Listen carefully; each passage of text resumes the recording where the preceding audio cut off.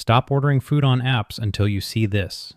Look at this 4.8-star restaurant on a food delivery app. Beautiful photos, perfect reviews, thousands of orders. But if you copy its address and check Google Maps, there is nothing there. No tables, no chefs, no real kitchen. This is the biggest scam of modern life. The restaurant that doesn't exist. Just a name, a logo, a few beautiful food photos, a 4.8-star rating, and a button that says, "Order now." That is the strange thing about modern food. For most of human history, eating was physical. You saw the sign. You smelled the food. You watched people eating inside. You knew the place was real. But today, food begins as a picture on a screen. But sometimes, behind that picture, there is no restaurant.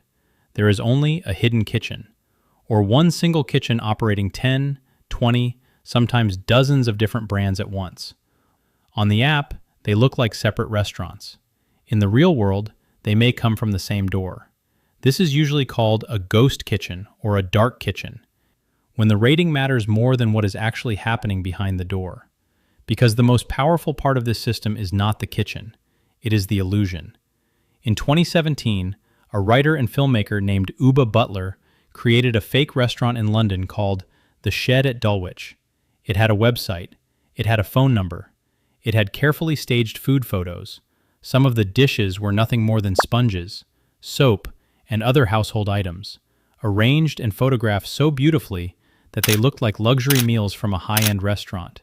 It had fake reviews, and slowly, people began to believe in it. They called to book tables. Foodies wanted to go. People talked about it like it was a hidden gem.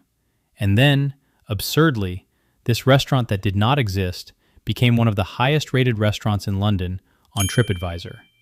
The terrifying part is not that one man pulled a prank. The terrifying part is that the system was ready to believe him. It needed a story, a sense of scarcity, a few convincing reviews, and the appearance that other people already wanted it. And if that was enough to make people chase a fake restaurant in London, what happens when the same logic is placed inside the food delivery apps we use every day? Because now the restaurant does not need you to visit. It only needs to appear on your screen at the exact moment you are hungry, tired, and too exhausted to ask questions. And that brings us to the real question. Are ghost restaurants fooling us? Or did modern life make us easy to fool? Think about the last time you ordered food. You were tired. Maybe you had been working all day. Maybe your brain had already made hundreds of tiny decisions.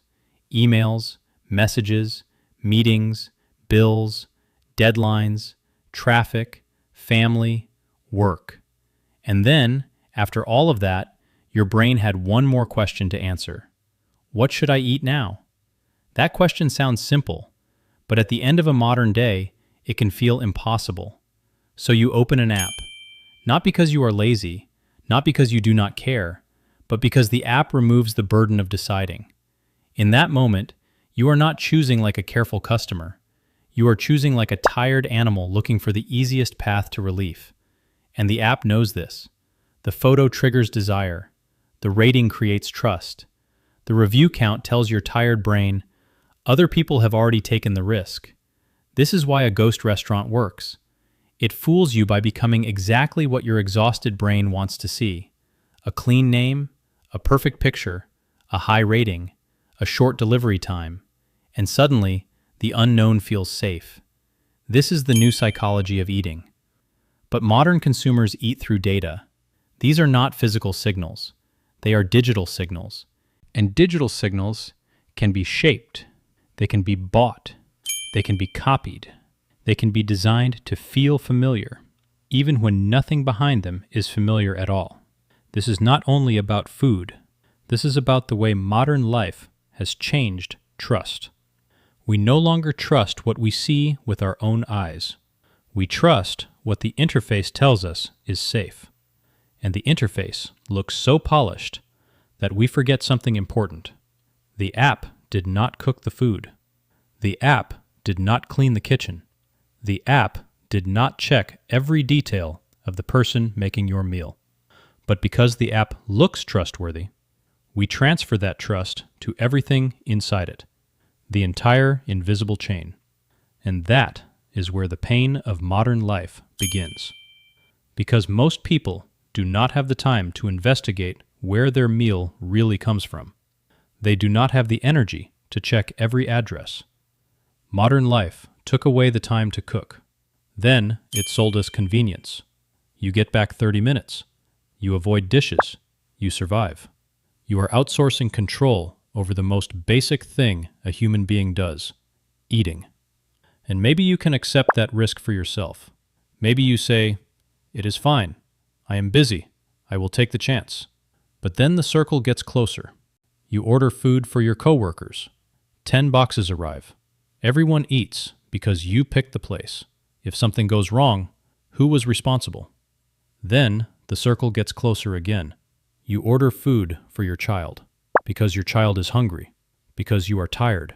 Your child does not know what a ghost kitchen is. Your child only knows one thing. Mom or dad ordered this, so it must be safe.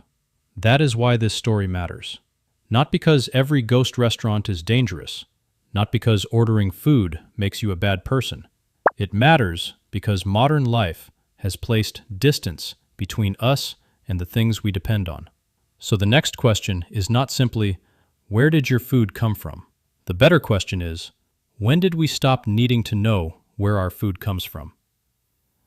There is another risk that almost nobody sees. A normal restaurant has a rhythm. People walk in. Tables fill slowly. The kitchen can see the pressure building. But a ghost kitchen can be hit by a wave of orders all at once. 10 orders, 20 orders, 50 orders, from 5 different restaurant names that all lead back to the same kitchen. On the app, it looks like many restaurants are serving many customers. But behind the screen, it may be the same small team trying to cook everything at once. And when a kitchen is under that kind of pressure, food safety rules are often the first things to slip. The danger is not that workers do not care. The danger is that speed starts to overpower food safety. Raw and cooked food may get too close to each other. Food may sit out longer than it should. A worker may rush, not because they do not care, but because the timer is already counting down. And this is where convenience becomes fragile. The app still shows a clean photo. The box still arrives sealed. The rating still says 4.8 stars. But inside the kitchen, the system may have been pushed past the point where care can keep up with speed. The risk is not only what they cook. The risk is whether the kitchen can still slow down enough to stay clean. The restaurant becomes a mask. The app becomes a stage. And the customer becomes someone watching a performance, believing it is reality. This is the strange cruelty of convenience. It gives us relief immediately, but it takes away awareness slowly. At first, you were just saving time. Then, you stop asking where things come from. Then, the unknown becomes normal. Then one day, you realize that the food in front of you has traveled through a system so invisible that no ordinary person could fully explain where it came from. So what can we do? Not much, maybe, but not nothing. The answer is not to panic. It is to notice. The next time you order food, look at the address. Search the restaurant name. See if the place exists outside the app. Check whether 5 different restaurants share the same kitchen. Look for real photos, not just polished food images. And if you are ordering for someone you love, your parents, your child, someone who trusts you, slow down for 10 extra seconds. Not because you can control everything, because awareness is the first piece of control modern life takes from us, and it is also the first piece we can take back. The point is to remember that convenience is not free. Someone always pays for it. The kitchen pays with pressure. The customer pays with trust. And we pay with the quiet habit of not asking too many questions. So before you tap order again, ask the question modern life hopes you are too tired to ask.